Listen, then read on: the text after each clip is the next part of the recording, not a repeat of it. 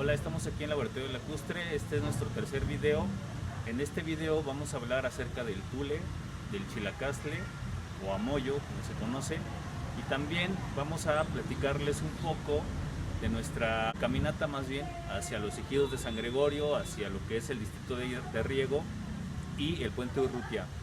Entonces, en esta zona fuimos a caminar para enseñarles a ustedes más o menos el hábitat de estas plantas, sobre todo del tule y del amoyo, pero en nuestra expedición, por así llamarla, nos encontramos con otras de las plantas que también estamos considerando trabajar.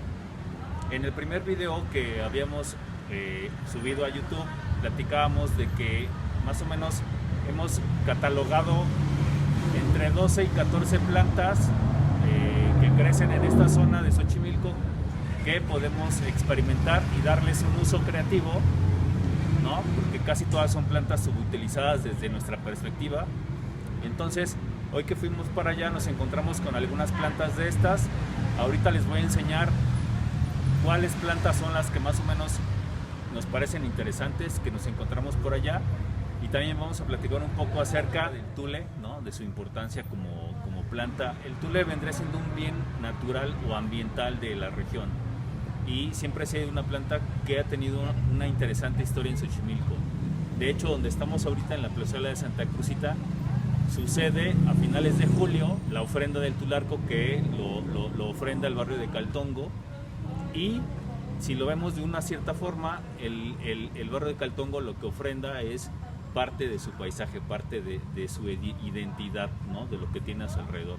Entonces esta planta, al ofrecerla en una construcción que yo podría decir que es la artesanía más grande de Xochimilco, por así decirlo, entonces este Tularco se coloca en la fachada de la iglesia de Santa Cruzita, y los estudiosos del tema dicen que es la ofrenda de agradecimiento hacia una buena cosecha y relacionada con la fertilidad, ¿no? Entonces tiene varias lecturas este suceso, que es una tradición entre el barrio de Caltongo y Santa Cruzita, y sobre todo nos interesa por el uso de la planta, en este caso del tule.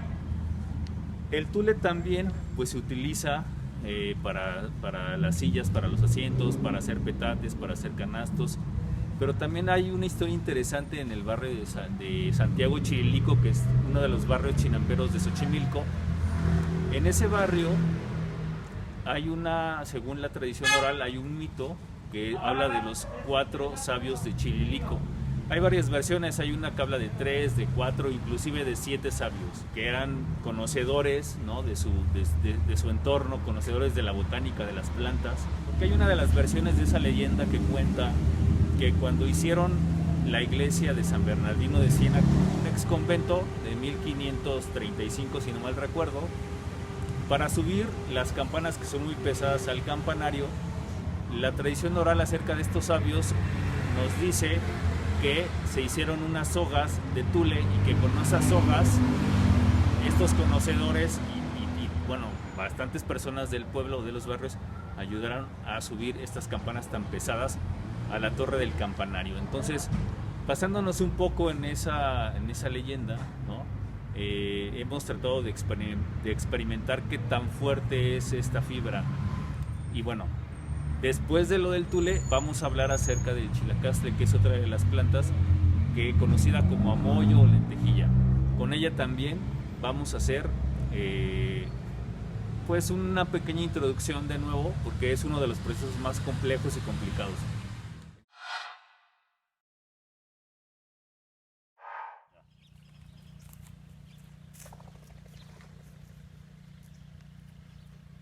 Estamos aquí en el puente Urrutia.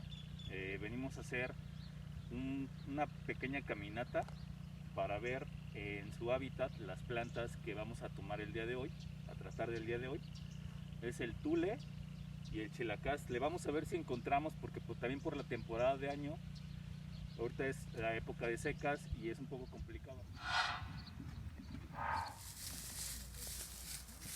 Aquí estamos viendo un área donde está esta planta, que es un arbusto, se llama higuerilla. Es una planta que no es endémica de Xochimilco, es de África, Asia. Antiguamente esta planta se usó en las culturas antiguas de esa región, donde es endémica, para sacar aceite de ricino. De las semillitas que tiene en las bolitas, que son sumamente venenosas, ahí reside la semilla, que es la que se comprime y se saca el aceite de ricino. Aquí lo interesante de esta planta es sobre todo que hay varios tipos de arbustos que crecen, unos más abiertos o con más bifurcaciones en sus troncos, hay unos que son más rectos como los que están por acá. Con la que nosotros hemos experimentado y trabajado un poco es con la que tiene los tallos más rectos, pero nosotros la podemos utilizar para hacer pequeñas estructuras, se puede hacer papel y se puede hacer cestería con este tipo de material, sobre todo con los tallos. Más adelante, en otros videos, vamos a abordar esta planta y con respecto un poco del trabajo que hemos estado haciendo con esta planta. Esta planta crece con demasiada rapidez, no solamente en Xochimilco, sino en todo el Valle de México. Es una planta invasiva, por así decirlo, y también tiene un crecimiento rapidísimo y se propaga con demasiada facilidad. Bueno, entonces esta es la higuerilla, es otra de las plantas para trabajar y experimentar en el laboratorio.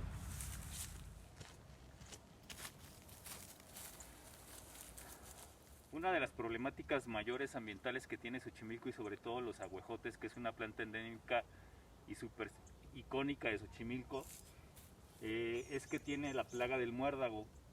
Esta plantita, que no es endémica de Xochimilco, pues es una problemática ambiental no solamente en Xochimilco, sino en varias partes del mundo. Pero hablando de Xochimilco, también crece en otros árboles, aparte del aguejote. También se ha visto en el sauce llorón, se ha visto en el fresno. Entonces es una planta parasitaria que acaba pues matando a la planta huésped, ¿no? En este caso el aguejote. Lo que hemos estado experimentando e investigando un poco con un posible uso para esta planta e incentivar pues de alguna manera su recolección, porque la problemática del muérdago pues ha sido rebasada. Pues sí hay un plan de saneamiento, pero no es suficiente. Entonces esta planta se podría utilizar a generar un tinte o pigmento. Entonces esta es otra de las plantas que nos interesa investigar más. Y bueno, este es el llamado muérdago, amigos. Y lo que escasea, como repetía, es el amoyo. Apenas está en su crecimiento muy pequeñito.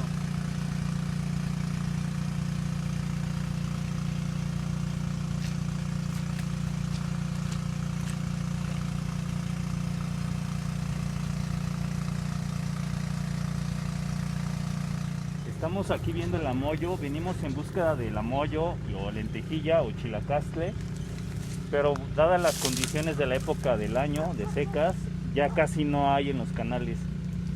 Se podría decir que ahorita está el que hay es muy pequeño y alcanza su maduración como por marzo-abril, es cuando se debe de cosechar. Por marzo-abril es donde está la planta más grande y es la que nos puede servir para experimentar. Con esta planta hemos hecho un material que se puede moldear con un catalizador natural. Se mezclan y se puede modelar con moldes a compresión. Ahorita nada más la vemos muy pequeñita aquí en un charquito que encontramos, pero está escaseando actualmente.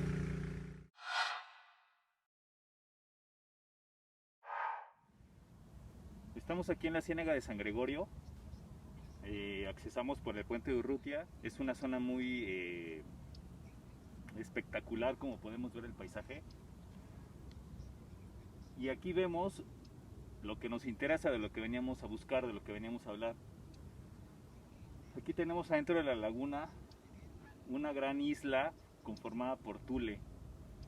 Se podría decir que ese tipo de agrupaciones de esa planta podrían ser el origen de las chinampas, por así decirlo, ¿no?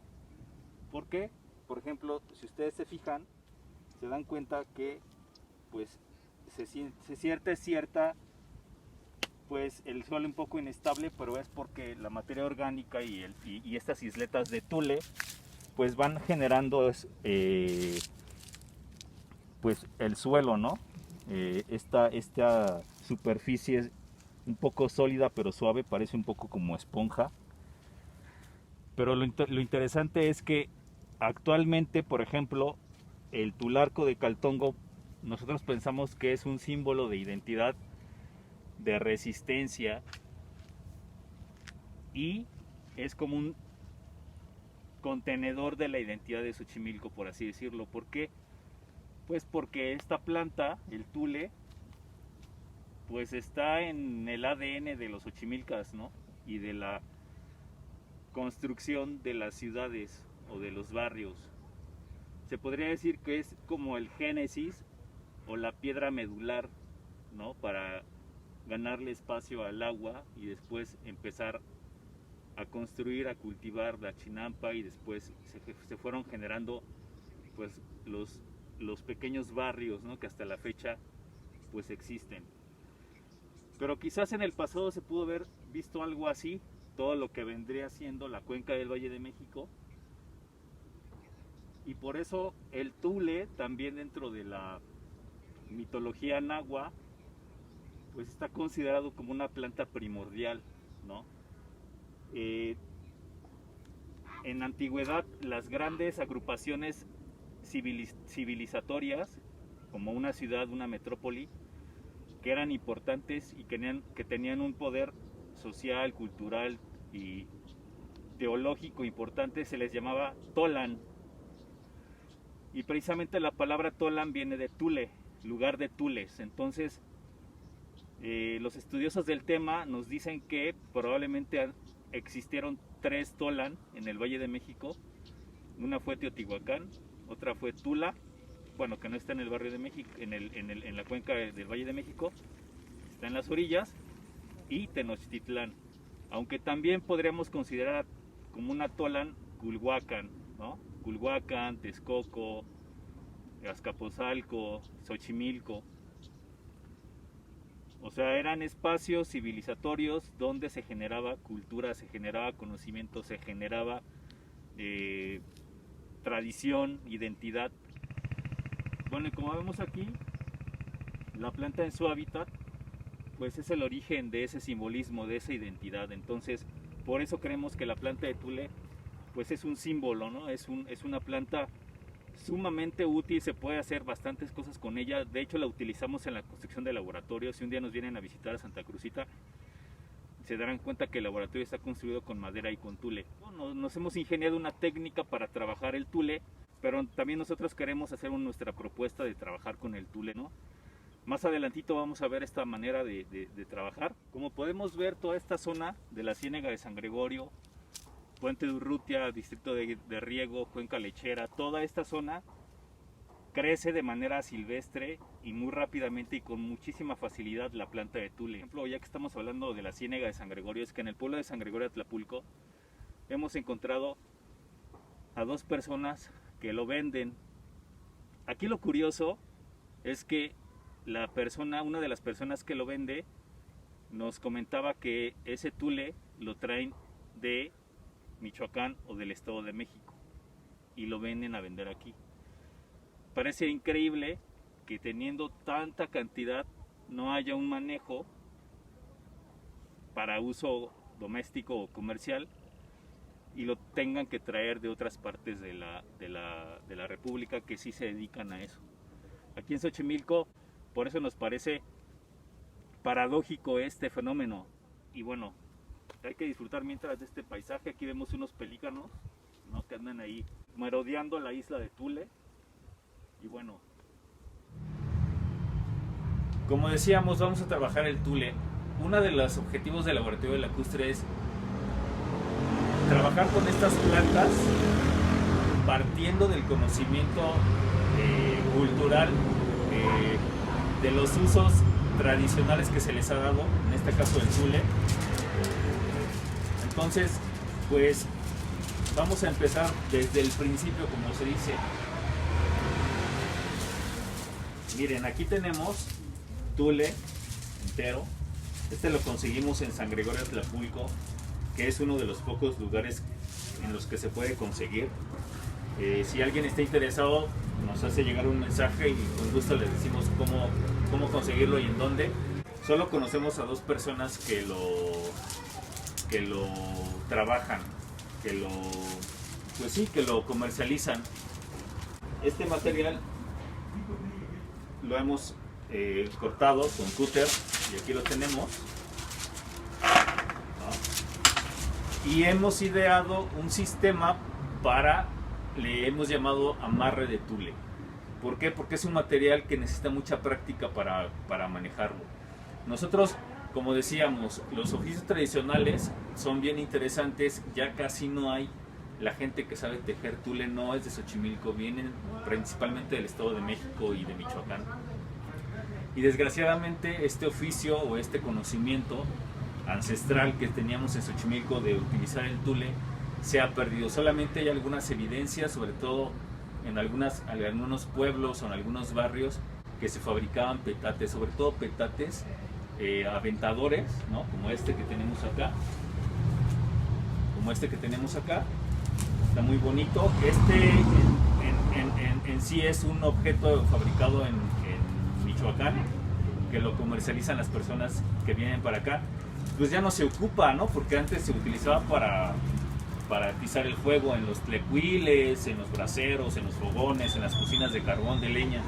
Pues ya no existen. Entonces ahora es interesante porque estos objetos se han vuelto unos objetos de identidad. O sea, la gente los consume porque les evoca cosas, ¿no? De su pasado, de su familia, de su identidad.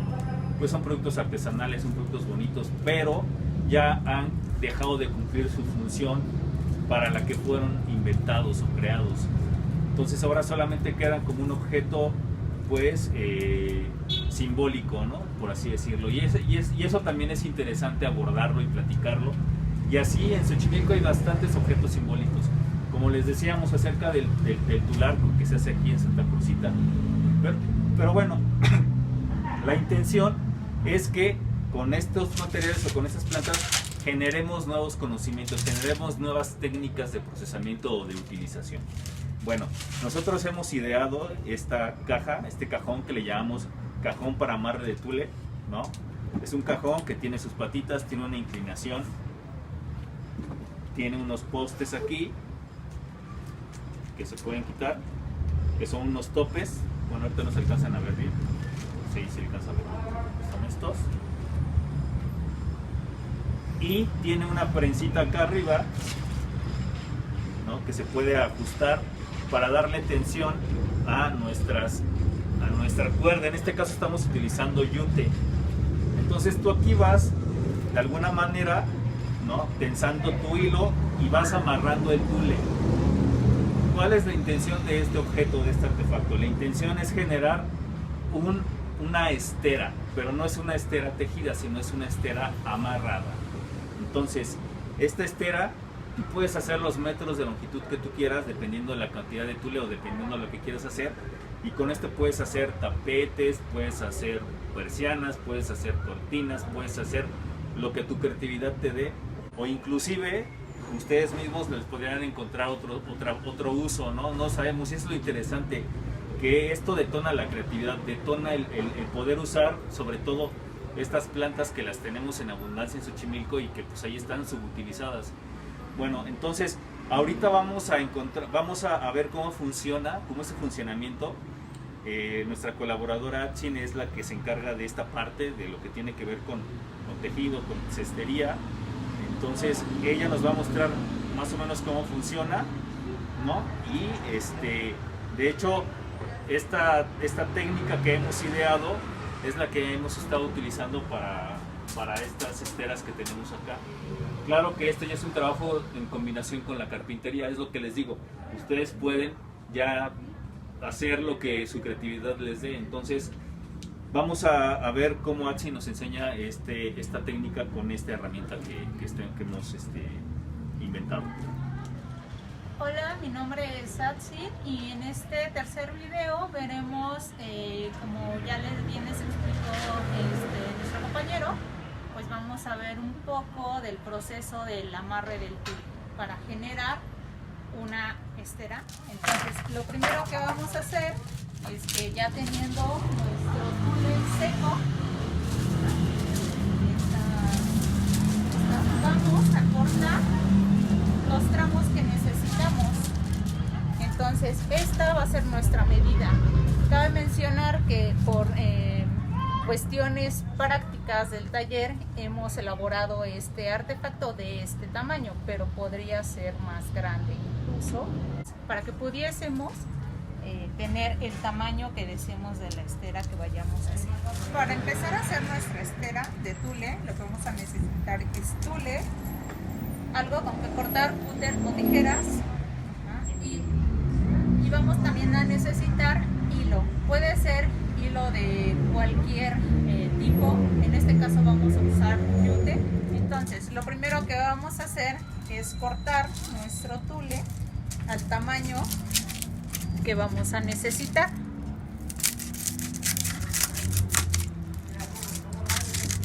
Vamos a ir cortando todo el material.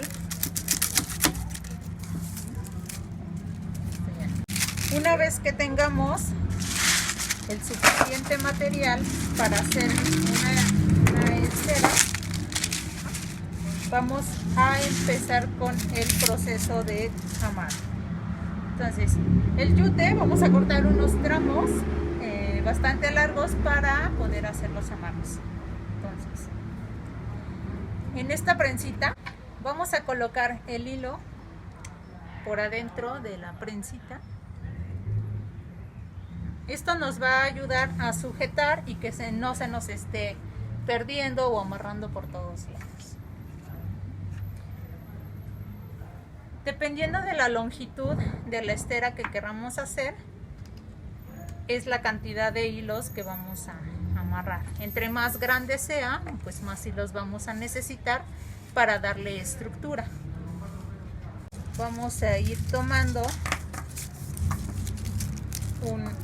unos cuantos tules, dependiendo del grosor que tenga cada uno, y entonces el primer amarre se va a colocar de esta manera.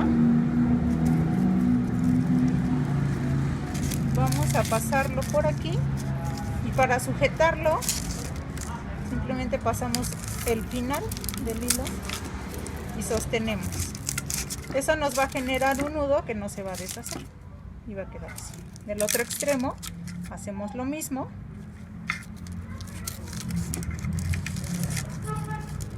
Y tomamos el final del hilo.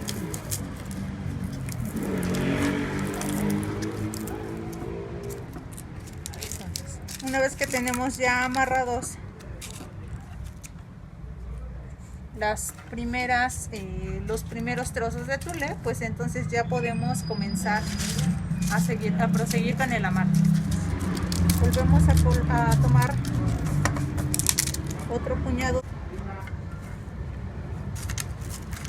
Observen bien, paso por paso. La ventaja que tenemos en el internet es que podemos regresar cuantas veces sea necesario para que podamos seguir las instrucciones.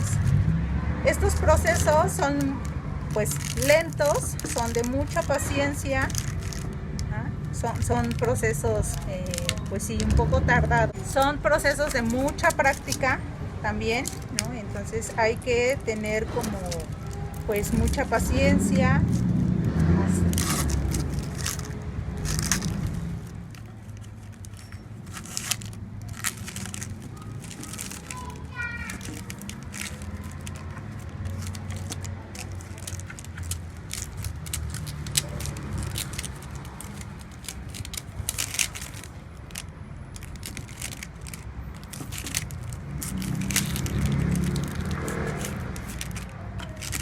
Les voy a mostrar uno que ya hicimos previamente.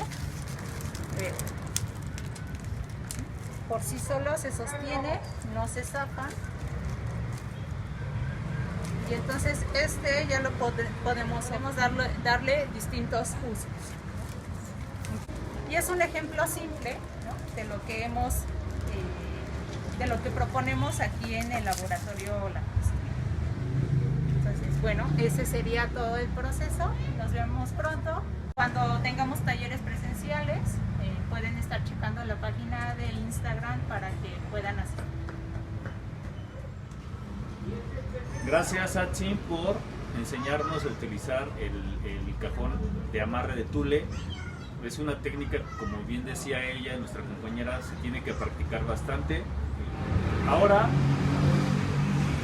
llega el turno de hablar sobre el amoyo, lentejilla, chilacastle, o como lo llama la ciencia, Lebna giva.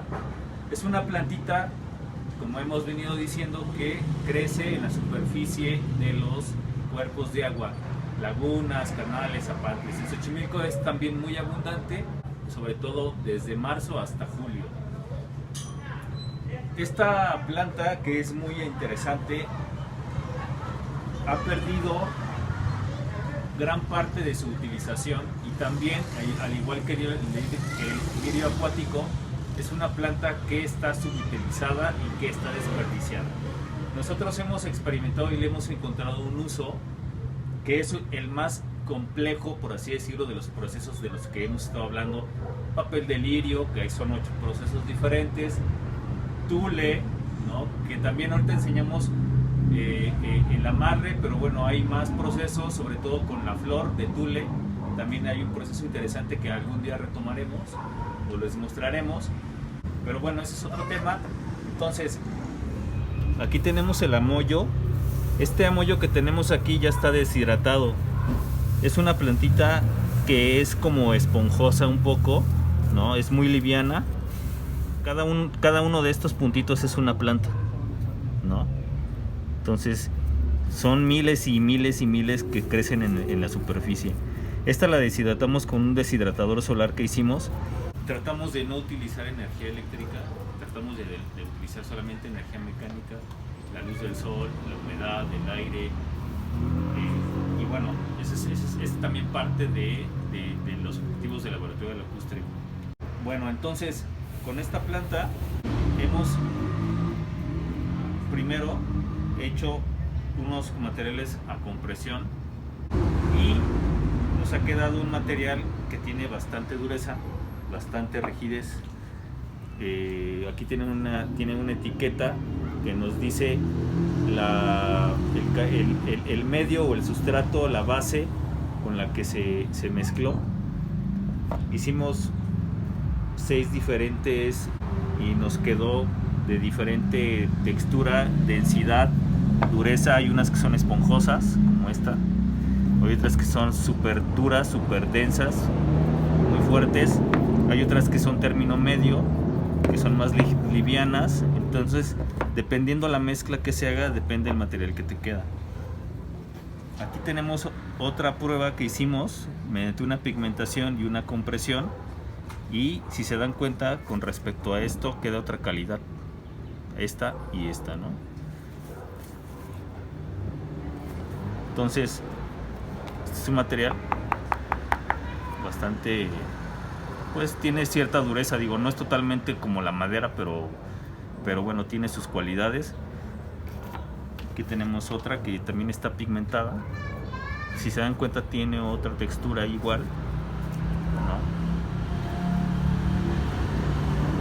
¿Por qué? Porque cambian los ingredientes y porque cambia la forma de hacerlo. Entonces,